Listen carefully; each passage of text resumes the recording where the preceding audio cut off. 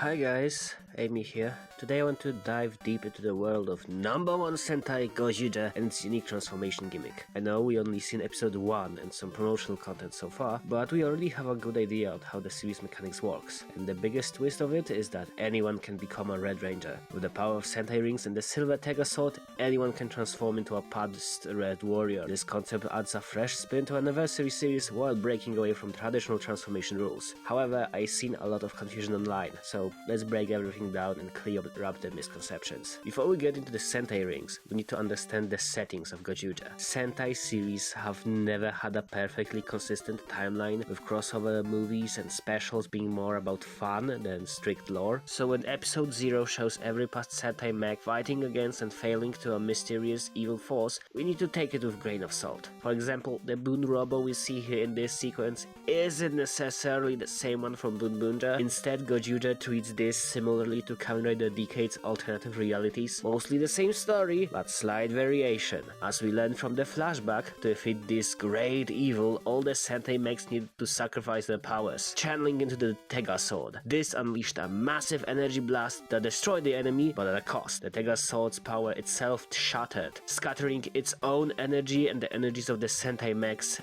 in the form of magical rings all over the world. So the Sentai rings are powerful magical artifacts that contain the essence of the past Rangers. We don't yet know how exactly people acquire these rings, but there is one detail that is clear. If someone obtains a Sentai ring and believes into the power of the Tega sword, they are granted the title of a Universe Warrior, and by inserting a Sentai ring into the silver Tega sword, they gain the ability to transform into a past Red Ranger.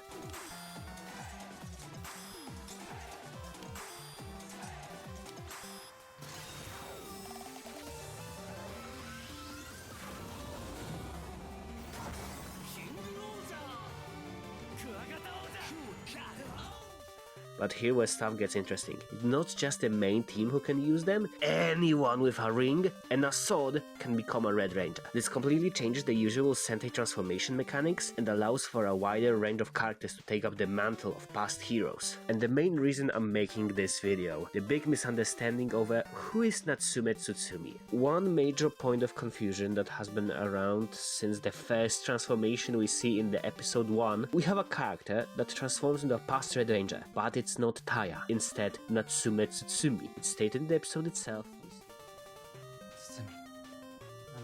We see in the credits there's a table with his name. This was also confirmed to the production blog. However, I seen lots of people that get confused, cause Natsume is played by Haruhi Yuchi, the same actor who played Taya. And some fans simply questioned, like, oh, why did he transform into King Oja, Kuwagata Oja? It should be Bunred, it doesn't make sense. Worst show ever. The answer lies in 3 key reasons. It's meant to demonstrate how Sentai rings work. Episode 1 needs to clearly introduce this unique transformation gimmick, the others were obvious. It was meant to be unexpected. Some tokusatsu fans tend to expect pattern with how anniversaries work, but the production team wanted to keep things fresh. They feel seeing Kuwagata Oja's suit outside of the hellish LED wall is supposed to feel fresh compared to the show we saw.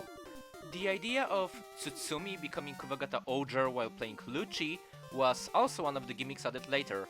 If I could compare it to something, it's the surprise of Superman becoming Batman. Other shows may be able to depict Bunred as Bunred, but depicting Bunred as Kuwagata Oja is something that only Gozyuger can do. And as also stated by the blog, it's a reference to classic superhero trope. The idea of one hero wearing another hero's suit to replace him for a while was inspired by moments in the Western comics, such as the time Superman wore Batman's costume. Another thing to note is that the transformation isn't just about wearing a different suit. Natsume's fighting style and moves are distinct, suggesting that the Universe Warriors gain additional skills throughout the pact with the Tega sword. Like this solidification move, Kuwagata Oja never did that, and also it's a video game analogy. To make things even clearer, think of Gozyuger transformation system like a video game. The Gozyuger world is a massive video game. The Universe Warriors are the players, the silver Tega swords are the controllers, and the Sentai rings are like amiibos or Skylander figures. When a Universe Warrior inserts a Sentai ring to the Tega sword, it's like selecting a character in a video game. The energy stored in the ring is then transferred into their body, transforming them to a specific Red Ranger. I personally feel it's a great idea, since it gives us exciting possibilities with this concept for past actors to return, but instead of reprising their old roles, they'll be playing new characters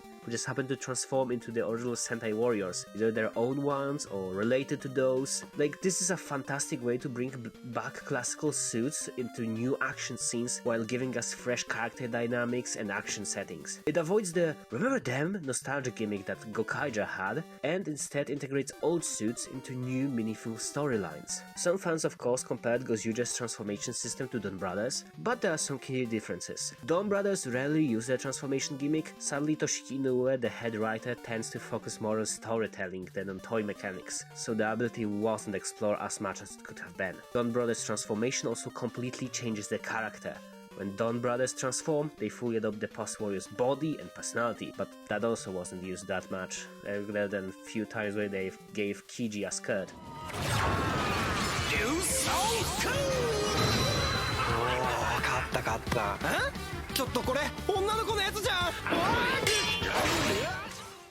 Let's also mention Gokyugers, since Gokyugers work in a yet another way, where the team still stay themselves. They just start wearing suits and equipment of the past teams they transformed into. Gozyuger transformation mechanic sits somewhere between them. Anyone can become a past Red Warrior, but only the Red Warrior, and our main team members can also add their own spin to the transformation, such as Goju Leon dual wielding his weapon alongside Boonboomger's gun, as we see in the second episode. So, final thoughts? Sorry for the long-winded explanation. I'm actually recording this while fighting off a bit of a fever, but I simply had to address some confusion I see online. You probably noticed that most of my script are simply fueled by me getting angry at some people on the web. Maybe I should go touch some grass. To summarize, this isn't Taya. Natsume is a different character, played by the same actor. Anyone with a Sentai ring and a Tega sword can become a Red Ranger. It doesn't need to be an existing Ranger, since Toei announced a contest where any kid from Japan can mail in their own design. That will get a real costume designed by Plex, and will appear in an episode in the fight with other Red Rangers. The whole concept is heavily inspired by video games, and honestly, I think this is one of the coolest anniversary gimmicks Sentai has ever done. It allows for new characters, fresh takes on old suits, and tons of creative possibility. What do you all think? Are you excited to see how this concept plays out? Or maybe the daughter of Toshiki Inoue, who is the writer of this one, will go in her father's step and also forget about the toys she's supposed to promote? Drop your thoughts in the comments. As always, don't like, subscribe, check out the videos, and bye!